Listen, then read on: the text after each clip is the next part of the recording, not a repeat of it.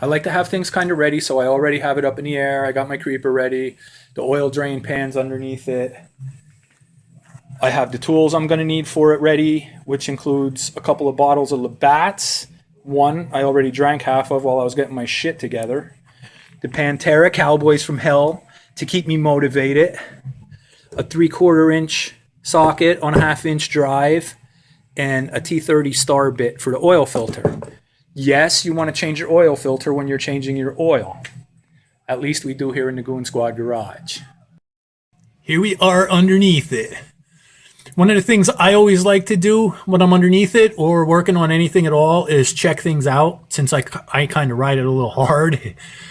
And right there, I crushed the skid plate up into the case. I'm probably pretty lucky that I didn't bust that case. But that's a new skid plate that I'm going to need for sure. I always check all the welds, everything like that. Make sure it's all good. Nothing's broken under here that's going to get me hurt while I'm riding. And right there's your oil drain plug. All right, I got that out. There is a metal spring. Goes in there. Has a screen on it with a filter. You want to make sure you clean that out real good too. I did have some metal shavings in there. Nothing serious though. I know my clutch is getting a little bit ripped up just by the way it rides. And you want to clean out in here. Make sure that O-ring's good and clean. Everything there is nice and clean, and you're going to be able to get a good seal on it when you put it back in. What I use is Bel-Ray EXL 1040 high flow filter racing. The number's HF142.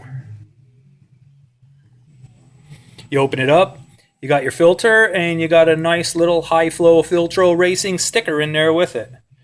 Stickers are always cool, although I don't put them on everything anymore. I used to have stickers all over the place. I don't do that much anymore. I like keeping the quad pretty clean. Couple sponsor stickers here and there that I need to put on my truck or my helmet, and that's about it. Your filter is going to be on the left side of your quad, right above your shift lever. And right there I have a beautiful Outlaw Racing direct shift modification onto it. There's only going to be 3 bolts holding it on. That's those T30 stars. You got one here, one down here. I'm going to go ahead and yank them off. Maybe have another sip or two of my beer. One other thing I do want to mention, before you go tearing that off, make sure you have this area up here all nice and clean. You don't want to get any dirt, grime, mud, any kind of nonsense that's hanging around on there anywhere near the inside of your compartment there. So clean that all up nice. Also, it is going to leak some oil out of there when you're taking that off, so make sure you have your drain pan moved to where you can catch it. Otherwise you're going to make a big mess. We don't want to make any messes here in the Goon Squad garage.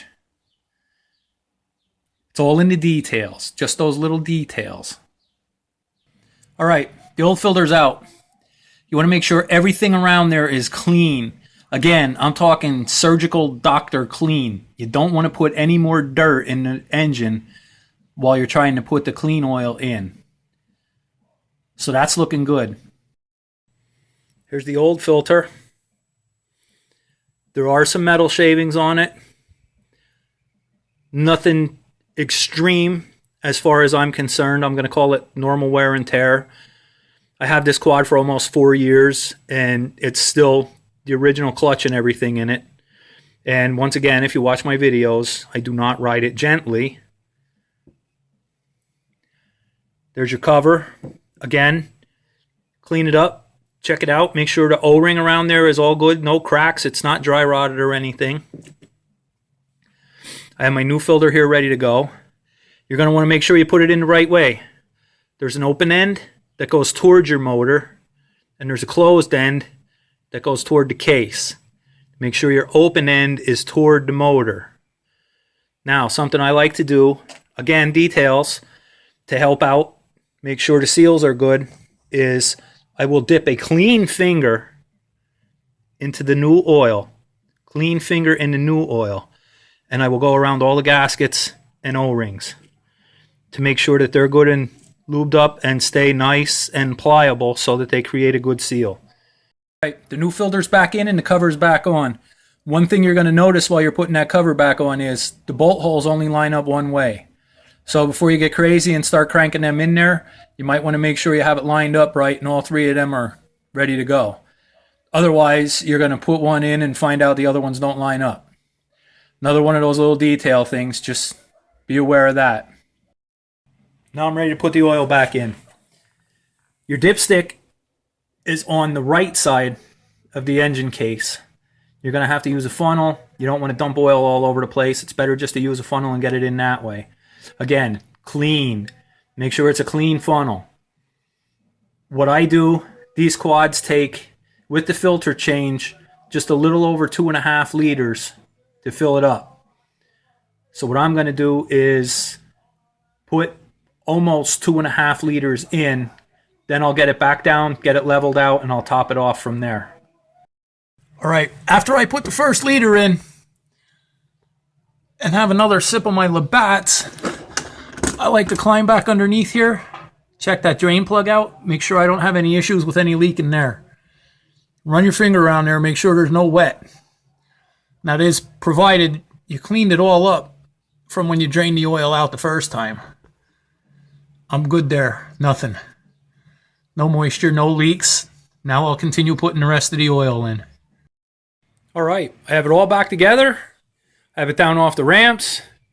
I have the oil in it. It looks good. There's no drips underneath it. Nothing seems to be leaking anywhere. What I'm going to do now is fire it up, let it run for a little bit, shut her down. Then I'll check the oil again and top it off as I need to.